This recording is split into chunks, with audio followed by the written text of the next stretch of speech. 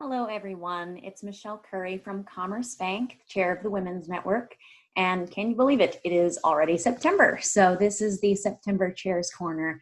And this one's going to be a little more off the cuff than normal. I had just actually had a conversation with someone this morning about leadership and leading through the times of COVID. And I'll be honest, being the chair at this exact moment in the world landscape is not what I had in mind. I had big plans, big ideas of how this was going to go, and it's completely different now. But talking to them, I just was able to realize how I'm not upset about that at all. And I know a lot of people are really worried about what's happening and with their businesses, with the Women's Network.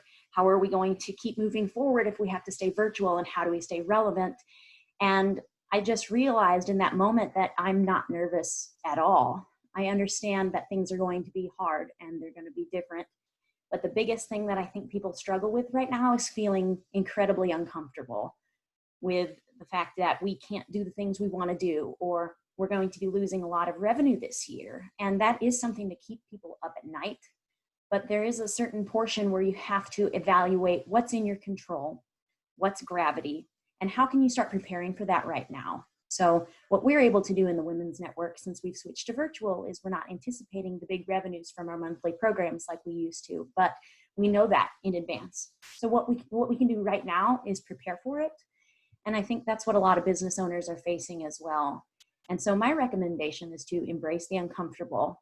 It doesn't feel good to be where we are right now, and nobody's feeling good about it, but I'm feeling hopeful, because I can take a look and survey of what exactly is going on and figure out what we can control to make sure that we have the best outcomes as possible, instead of sitting in the past and worrying about the negativity that's coming our way, and instead look towards a brighter future of, I did everything I could in that moment to prepare for what's coming next.